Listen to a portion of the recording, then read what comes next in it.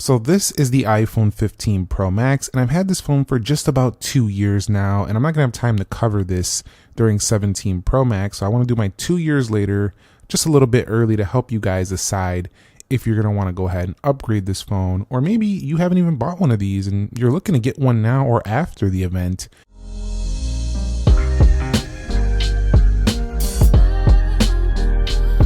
So what is up, guys? Nick here, helping you to master your technology, and let's go ahead and begin the video with just a quick spec refresh just to refresh your memory. This has a 6.7 inch ProMotion Super Retina XDR OLED display on board. This does have a 48 megapixel plus two 12 megapixel cameras on the rear, and this does have 8 gigabytes of RAM, and it does have an Apple A17 Pro chip in here and housing a 41 milliamp hour battery. Now we do have ourselves the natural titanium on this color option right here, which I think looks great. This is a titanium build, the first time they brought titanium to the phone. In addition, this was the first time they brought USB-C to the phone and the action button over here. We also do not have the camera control. We just have a 5G antenna right there. So that's not going to be on this phone here, but it is the last time the Max had a 6.7 inch display. So if you thought the 6.9 was too big or the 6.3 is too small, this might be a sweet spot for you that you could still get today. So one of the first things I want to talk about is the unseen longevity of iPhones, especially a phone like this. So you don't really think about it too much, but it does have a really long software support and just a gorgeous overall build with this titanium design, also the dynamic island, the USB-C. There's just a lot of longevity to this phone. It just doesn't feel even like it's going to be 2 years old here shortly. It just feels like a current device. It really does. And I think it's going to be a little bit of a hard sell to get people to dump their 15 Pro Max this year. It's just really still a stunning phone. This one also was the only one prior to the iPhone 16 to go ahead and support Apple Intelligence. So 8 gigabytes of RAM, while this is going to be probably an issue for extended Apple Intelligence use down the line with 8 gigs of RAM, it should be fine for at least a couple more years or so. So until it gets really advanced, I feel like this phone will be just fine. It really will. And it also retains a similar design aesthetic to the iPhone 16 Pro Max, just a little bit smaller. So this phone has really good longevity.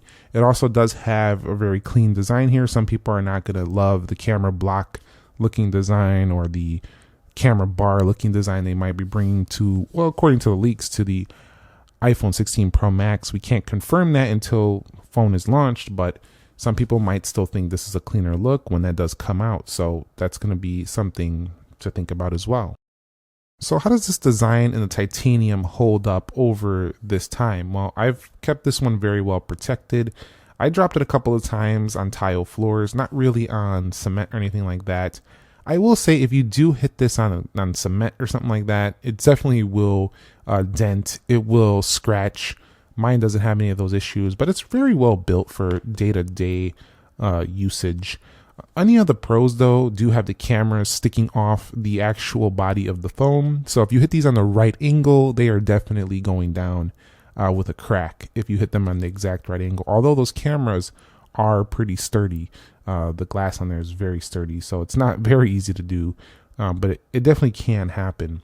One of the things about this design I've enjoyed over the past couple of years is just the size. This phone was not a small phone by no means. It is a Max phone, but 6.7 inches, and they got the lightness down to one of their lightest yet for a Max phone, 221 grams.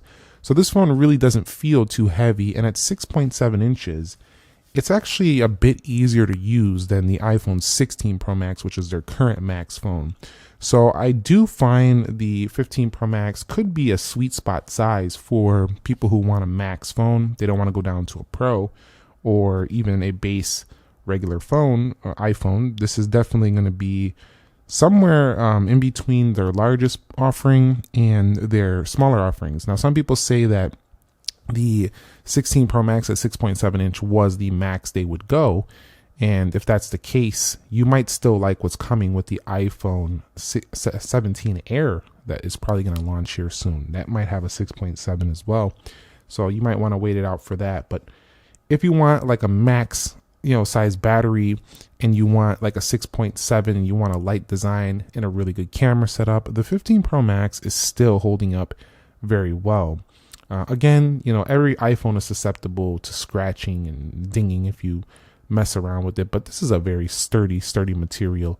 So overall, very clean. And I really enjoyed how with the natural titanium, you could virtually see no fingerprints at all, ever. It was one of the best things about this phone. And look at this thing. I knew this was going to happen when I got this phone, but a couple years later, this phone looks brand new. Now, if I go grab like a 14 Pro Max, you know what? I'm going to do that. Give me a second. I'll show you the difference. So I know this is petty. It's just very minor, but you can see on the stainless steel, a very visible scratch right there. This is my 14 Pro Max. You could see around the charging area, the paint is scuffing off right there, and fingerprints just everywhere. Although I did a pretty good job taking care of this, I can find multiple minor scratches on this phone. This phone still feels like a tank, the 14 Pro Max, but if you look at the 15 Pro Max under the same conditions, you just can't really see anything. So it was just a better upgrade when it comes to the materials here for keeping the device feeling just like brand new for a longer time. So it's an unsung hero of longevity with the titanium design there. So I'm going to use the Apple Watch Ultra, which is also a titanium build here. And you know what? I'm going to show you something on the Ultra because it also has titanium. I actually dropped this thing a couple times. You can see it is scratched there. So titanium is not, it's not like, it can get scratched. Like it's not perfect. It can get scratched, but it's not very easy to do so. That took a very hard drop to get that scratch on there. And I was mad at first, but it doesn't bother me anymore. Let's talk about the cameras on the 15 Pro Max. That's why I'm using this Apple Watch for an example here. The 15 Pro Max does have really great cameras. You can also do that thing where you go 28, 35 on there, just like the 16 Pro Max. The zooming is also very good. It can do 5 times and still does the 25x that you can do on things like the 16 Pro Max. So you're just really not missing out much here when it comes to the camera. Now, if I go over here to video, you can see I have ProRes HDR up there. You can do 4K 60. You cannot do the 4K 120. And if you want to do those macro shots, they're a little bit sharper on the 16 Pro Max. But I mean, you got a pixel peep to really see this stuff. If we go here, I mean, what's wrong with that photo? Absolutely nothing. It's superb. So the cameras are still very impressive on here. But for those of you who've been wanting a megapixel upgrade and a sharper front-facing camera, this is where it's going to get better on the 17 Pro Max. Although, again, you'll have to be one of those people doing a lot of vlogging or taking a lot of selfies for this to really matter to you.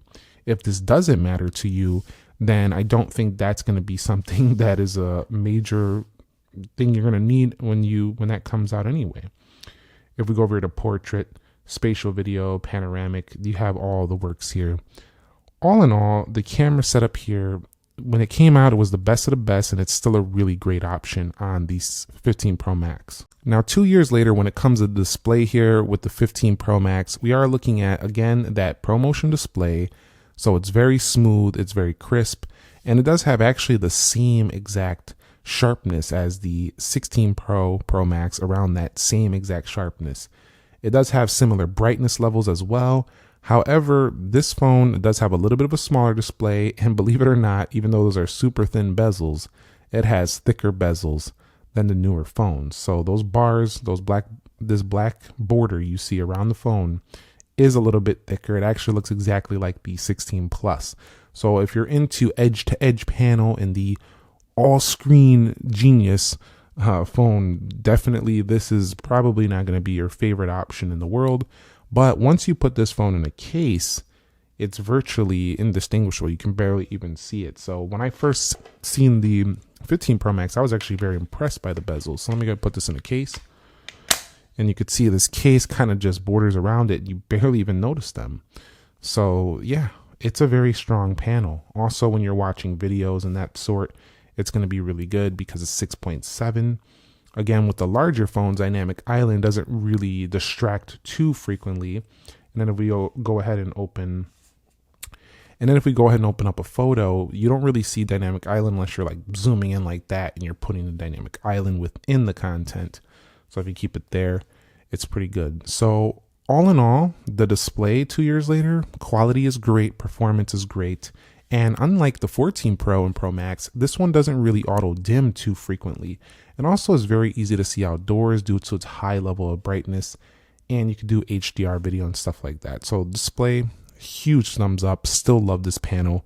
And it's very well tuned, very accurate. Now, when it comes to iOS, I am running iOS 18.6 on here. This will be getting upgraded to iOS 26, the official version, next month. You can see I have 4 gigahertz clock speed, 8 gigabytes of RAM. I don't think that's going to be an issue for this phone, the iOS 26. I don't think the performance is going to give me any issues. It's running great here on 18.6. And actually, it's been a while since the iPhone has given me any bugs on this phone. It was giving me bugs early on, as most brand new iPhones do, until Apple cleans it up with a few software updates, because they push to get the phone out. Sometimes they're doing betas and like it's just not their sharpest and smoothest, but over a few updates it gets really good, and this one has been no exception. You can basically run all of your favorite applications, no major issues on the iPhone 15 Pro Max, and do it very quickly. Also, not a lot of bugs, so not a lot of app crashing and stuff of that sort takes place on the 15 Pro Max. So it's been very refined in that department. One thing I will state though is, just like most of my other iPhones, I'm really disappointed that I can't split screen on this large panel. There's just so much space to do so, and there's no ability to go into landscape mode. It just doesn't make sense, especially it should be an exclusive feature for the Max and Plus phones of the world, just because they just have the space to do so.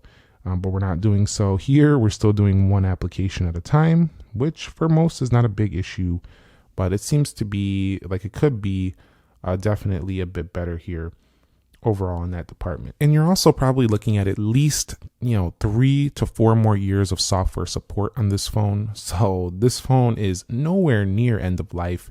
If you find this thing at a crazy deal, it's definitely a strong choice. Even if you wait till after 17 Pro Max and you get this for another $100 or $150 off because people are trying to get rid of them, you're going to make out really well. It's just going to last you a very long time and still feel very modern. Now, the real world performance, if we do compare this to the likes of 16 Pro Max, most people are just simply not going to be able to tell the difference between these phones. Even people that are, power users would likely not run into any substantial issues. While the newer chip is, of course, going to be the better chip, you're just not going to have problems here. This phone has 8 gigabytes of RAM. It has an A17 Pro, which was only slightly slower than the A18 Pro. While the spec sheet might say otherwise, in reality, I actually haven't felt an iPhone feel substantially faster in years. The 14 Pro Max was a little faster than the 13 Pro Max. The 15 Pro Max was a little bit faster than the 13 Pro Max, 15 Pro Max, 16 Pro. They all felt fast. So it just doesn't feel like you're really going to town on speed upgrades. It hasn't felt that way in a long time, and this one is no exception. Every time I use this phone, I'm like, I'm using the same phone I currently just bought. So 2 years later, superb performance. One major thing though about the 15 Pro Max is they don't stay as cool to the touch. They warm up, and Apple actually, I think they throttled it in an update because it doesn't get as great a scores as it could get. And sustained gaming, if you are doing a super long or heavy gaming session, this phone will perform okay, but it probably won't outperform the better cooling system that you find on the 16 Pro Max. So if you game a lot on your iPhone, you definitely want to take a look at what's coming next month with the 17 Pro Max. So how does the size feel to hold this phone now a couple years later? Well, I've recently switched to the 16 Pro, so this still feels a bit big compared to that, but it also feels slimmer and lighter than the 16 Pro Max. I quite like the size of this one. I think if you want yourself a phone that is not small but not heavy, you'll probably really like the 15 Pro Max. it's not too hard to get used to this 6.7 versus a 6.9. The 16 Pro Max always felt very, very large and wide. This one right here, though, is a bit more manageable, and I think something you could probably handle a little bit better than the 16 Pro Max. So its size and weight compared to current devices is pretty much in line with a lot of flagships, but most phones are going 6.9, 6.8. They're just a bit bigger than this, heavier than this. It's unless you go with something like the S25 Edge. But this phone just definitely, it's a good size for people who want a lighter Max. It's probably going to be much better to get a 17 Air, though, if you want something bigger and lighter. But if you want a Max phone that's bigger and lighter, this is going to be a great secondhand pickup. Or, if you want to keep it for a bit longer, if you want to go to the next Max, you're likely going to increase in size. So the phone call quality and performance has been actually improving on these iPhones year over year, but this one was already using the Qualcomm modems, so I didn't have any substantial issues here. It does hold on the signal strength pretty well. I do find some of the newer Samsung phones to outperform these in this department, just having better signal strength around the board. I also found that the new 16 models also did better in this department. What I mean by do better here is I usually have less like bar strength. Like, the bars that show you how much cellular strength you have. I would have like 2 bars, 3 bars on this most of the time. The newer phone, I'm getting like 4 most of the time. Samsung phones, I'm usually hovering around 4 or 5 all the time. So my actual dependability in this department is very good on this phone, but it's been getting better on the newer phones. Just something to keep in mind. However, it's not really an issue. You're not really going to run into any substantial problems in this department. But if you do want the best of the best reliability in that department, this is probably not the best phone you can buy.